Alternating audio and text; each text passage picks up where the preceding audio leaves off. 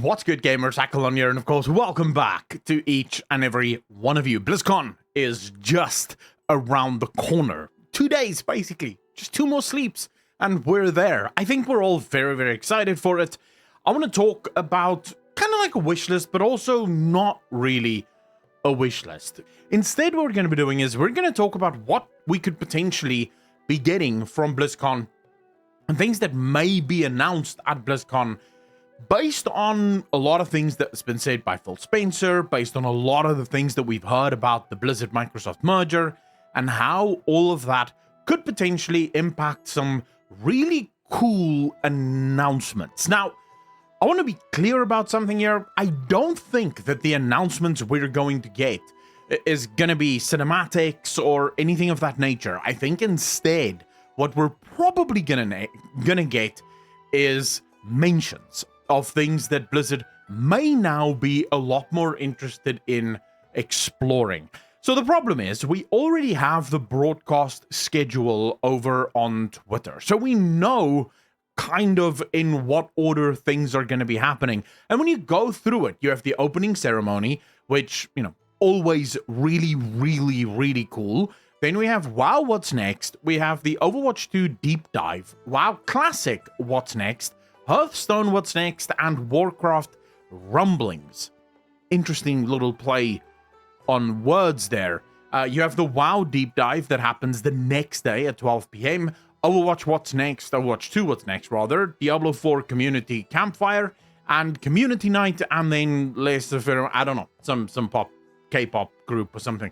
I don't know. I've never heard of them, so, you know, whatever that might be. But as you can tell from that little schedule, there's not a lot of room there for anything to be announced that we wouldn't already expect at a BlizzCon. Now, I am going to talk about the next WoW expansion, probably at the end of the video, what I think is going to happen there, what I think the story is going to be about, so you know, that there is some way of keeping me accountable. No, it's not going to be based just on the spoilers or the leaks we've seen going on. First, I want to talk about something that could very easily happen, and that I think might actually happen during the opening ceremony and then also during the initial discussion, which is usually not on the broadcast schedule. All of you will know exactly what that is. This is usually where, you know, in the past, this is when Chris Mason would come on and he'd do his whole for the Horde, for the Alliance, and, you know, sort of talk about some of the things that doesn't fit into any of the categories, but it's still hyped stuff for us to know. And then he would usually open the stage for Ian to come out and actually talk about the next WoW expansion, which obviously we're getting. During those moments, I think there's going to be some kind of mention about future products. And specifically, I'm looking at things like RTS. I'm looking at things like Warcraft 4, looking at things like StarCraft 3. Now, there's a number of things that lead me down this path. The first one, especially for Warcraft 4, is when Chris Mason was brought back, Blizzard was very, very particular. Every single time they spoke about Chris Mason's return, they made sure to say that Chris Mason is coming back as the creative director for Warcraft and World of Warcraft, which is very interesting because for what we're talking about pretty much the last decade, World of Warcraft has pretty much been the Warcraft IP. You could say, well, what about Hearthstone? Okay, cool. Yes, there's Hearthstone, but I mean, Hearthstone is something that already kind of exists in World of Warcraft. It's just a game outside of it, but it kind of does have its origins in Warcraft. And you could say, you know, the Rumble or Arclight Rumble that Blizzard came up with is also something in the Warcraft IP. And again, sure, but neither of these games really require Chris Mason, a creative director. Why? I mean, it's not like people are playing Arclight Rumble for the story, right? Or the lore. People don't really play Hearthstone for the lore or the story. So would Chris Mason really just be brought back for those games, like the 3 games there? No. And then you take Phil Spencer, who is, by the way, the new boss of Blizzard, and he was asked in a very recent interview whether or not he would ever explore bringing back some of the old IPs that have been retired from World of Warcraft or from Blizzard and Activision. And he was like, yeah, I would love that. If, you know, if the developers really wanted that, yeah, let's go. So I'm going to start with the teams and what are they passionate about? And then we'll look at it. If teams want to go back, I'm going to be all in. It doesn't have to just be about Activision and Blizzard. Now, I want to explain why RTS died under Bobby Kotick and why it most likely will not be the case under Phil Spencer. Blizzard didn't just remove RTS out of nowhere. RTS has a very inherent problem. It is notoriously unmonetizable. You see, the only real places where you can monetize an RTS is by turning it into a pay-to-win mobile game like Evany or some shit. I think Evany is the game I'm thinking of here. There's a game where, you know, you have to upgrade your buildings. The first few upgrades are relatively easy, but then you get into upgrades that can take weeks, if not months, unless you actually spend money on it. You see, that's because RTS, yeah, it can sell a couple of skins, maybe, but not a lot of people are going to drop money on RTS skins. So your only real way of monetizing that game is by selling physical pay-to-win elements or just going overboard with selling story packs and DLCs and all the rest of it. So obviously, for Bobby Kotick, a guy that, you know, he runs a business, he's not a gamer, he doesn't care about gaming. For him, it's all about the share price, and the share price goes up when profits go up. There was a shift away from passion and more a shift towards what games can we make that will sell billions and billions of dollars worth of stuff every single quarter. This is why World of Warcraft became a big IP, and it became sort of the only IP. Hearthstone became a big IP that was monetized to wazoo. Overwatch, especially Overwatch 1. Why do you think Overwatch 2 became a thing? Because Overwatch 1 was notoriously difficult to monetize, because Blizzard had all of these rules, because they had loot boxes and stuff in it. By shifting to Overwatch 2, they could now basically sell everything, because they had learned from their mistakes in Overwatch 1 and the limitations that they placed on themselves there. Now they could basically go, right, we're not going to make all of those mistakes again. Now we're just going to sell everything. And a lot of players are very unhappy about that. You can even see it with Diablo 4 and the cash up there. This is a game that is going to become very heavily monetized in the near future. But this is Bobby Kotick's focus, right? Because the only way for him to get revenues up is by selling more and more things in the game. Microsoft's focus is very different. Microsoft's focus, and Phil Spencer has said this time and time again throughout interview and interview, it's Game Pass. They believe that the future of video games is Game Pass. It's everyone paying $15 a month and gaining access to hundreds of games. Hopefully, if Phil Spencer gets his dream, all of those games come from first-party studios that belong to Microsoft. He's not there yet. He doesn't have enough studios yet to really pull that off, but they're getting there. They're buying more and more studios. Now, what is the thing that will get more people involved in Game Pass? Well, numbers, quantity. You need more games on Game Pass that makes people go, this is a worthy investment for me. I can see myself paying the $15 a month because I will get far more value out of my $15 than what I'm putting into it. The problem is that gamers don't play all video games. I, for example, am subbed to the Game Pass and I love it, but that's because there's a lot of games that I happen to like on Game Pass. That's not going to be true for every gamer, right? And so the idea of bringing something like Warcraft 4 back, of bringing something like StarCraft back, in the past, there was just no real reason for it. Now there is. Because even if the game can't be monetized to wazoo, it doesn't have to be. If it can bring players to the Game Pass, hey, look at that, right? We've added 1 million new people to the Game Pass because 1 million people want to play the new Warcraft. Great, all right? So I think we're going to get some kind of announcement around maybe them working on Warcraft 4 or exploring the Warcraft universe to see if RTS can have a place within it. It might be a little bit too soon, but I wouldn't put it past Blizzard to tease it. This is a company that has been in quite some trouble with their community, and I think W's all around would go a long way. So they may actually decide to sneak that in there. Don't expect cinematics. I don't think that is going to happen. I don't want to talk about Overwatch 2. Who cares? Game's dead. A very interesting one is Heroes of the Storm. I know a lot of you like Heroes of the Storm, so let's talk about Heroes of the Storm. As soon as the Microsoft merger went through, Blizzard somehow announced a new update coming to Heroes of the Storm. This is a game that's been dead for a year now. I think the last update before this was 6 or 7 months ago, and then they just did a new balancing patch.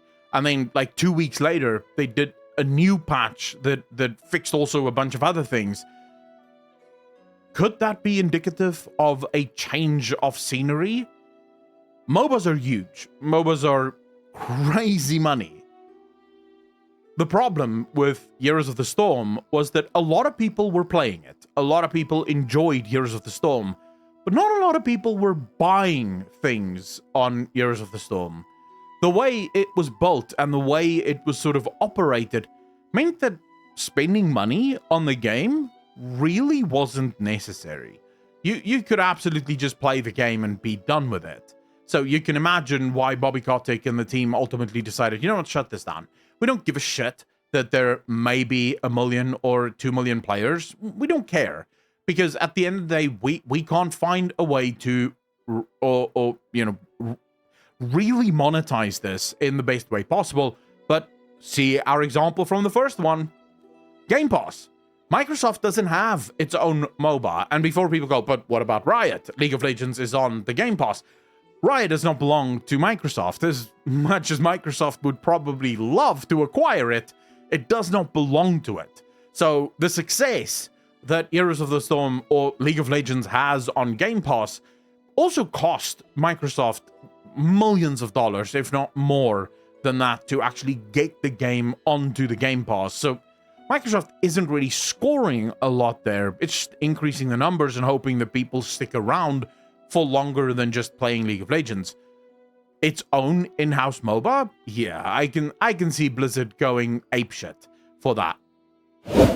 That's sort of my wish list for BlizzCon, non-WoW related stuff. Now, let's talk, as I promised, quickly about World of Warcraft. We know that the next expansion is going to be announced. I also think we're probably going to get an announcement for 10.3, 10.35. Yes, I think that's actually going to be a thing. There's going to be new story and more story being released. But what does the next expansion look like? Well, in a perfect world, and that's what I'm going to talk about here, because that's what I think should happen, I think we're going to see a Ridicron win. We're going to see a Ridicron manage to do something, and here's my full speculation on that. I think as soon as the World Tree is born into our world, we're going to take down Farak. In Farak's final moments, the Void is going to leave him and seep into the tree, most likely without anyone actually seeing it. As the tree is then pushed into reality, the tree now connects to Azeroth herself, as well as connect to the Oathstones, as the dragon aspects gather around the Mother Oathstone in order to reignite their powers as aspects. The corruption takes hold. The Oathstones create the perfect stabilizing force for the portal under Aberrus to finally ignite and become stable enough to allow Void forces to stream through. This is the promise that Iridicron made. Now, I believe that these Void forces will be making their way to Avaloran. We know that Avaloran is the lost area that was never conquered by the forces of order. They could never actually get there, and all of their attempts failed miserably. I believe that's where the Void is going to go. That's where the Void is going to make its final stand. There may actually be a sixth Void Lord there, an old god there, that we've just never found because we've never been to Avaloran. Now, where is Avaloran? Many of you have seen leaks. Towley have dropped a bunch of leaks saying that we're going underground. Yeah, Azeroth has pretty much already been confirmed as being pretty much Hollow Earth, right? There's plenty of places under the earth. And just because they mentioned that they had to sail to Avaloran doesn't mean that they had to sail to Avaloran. It may mean sail and then drop, all right? And in order to get there, you have to actually go down into Azeroth, because that's how you get to Avaloran. I believe Avaloran is the next expansion for World of Warcraft. And for anyone that's sort of going, well, you know, what could that be about? I think we're heading towards a maximum order versus disorder, or void, rather, in this case, standoff. We know what Erudicron wants to do. He wants to end the reign of the Titans. I think there's going to be a lot of questions asked in the next expansion, specifically of Veranoth and Alexstrasza. I think a lot of choices are going to have to be made. I genuinely believe that ultimately the vision of Tyr that Zakaz showed Tyr in the very first Tyr questline, I think that is coming to fruition. But not because Alexstrasza and the other aspects choose the void. No, because Alexstrasza and the other aspects turn on Tyr and the Titans when they finally realize that Tyr and the Titans aren't here for the health of Azeroth. They're not here to save Azeroth. They're here to control it. They're here to take control of our planet for their own gain. And that will ultimately spark a massive conflict as we battle the forces of order as well as the forces of the void. Erudicron is a very interesting enemy, and one that I really want to see in the next expansion, because Erudicron isn't angry. He doesn't seem to hate anyone. If anything, he seems to be very chill about stuff. You know, he believes what he believes, and he doesn't have any plans to slaughter anything. Chromie, he didn't even make an attempt to kill her. Instead, he just explained to her. Right? He just explained to her what was going on and what she will see as things happen, which I think is very interesting. I'm super excited to see what the next expansion is going to be about. Now, of course, I could be completely wrong, and Blizzard could do a complete 180 and decide, well, we're not going to focus on Erudicron just yet. He needs to be on the back burner, which would be a mistake in my estimation, but, you know, it is their game. They can tell the story in whichever way they want. That's my wish list for what I'm going to see. I'm not talking about Diablo 4 or Overwatch 2 in this one, because truly don't care, especially about Overwatch 2, but also not really about Diablo 4. It's a cash grab, and Blizzard is doing a wonderful job of convincing people that it's actually not a bad game. So I don't care about those games. Anyways, I'm going to get out of your hair. Thank you so much for watching. Hit the like button if you liked it. Subscribe over on Patreon if you haven't. $1 a month keeps the channel clear from sponsorship, so you just get my rambling and ugly face. I apologize for that. Anyways, fuck it. Have a good day. Peace.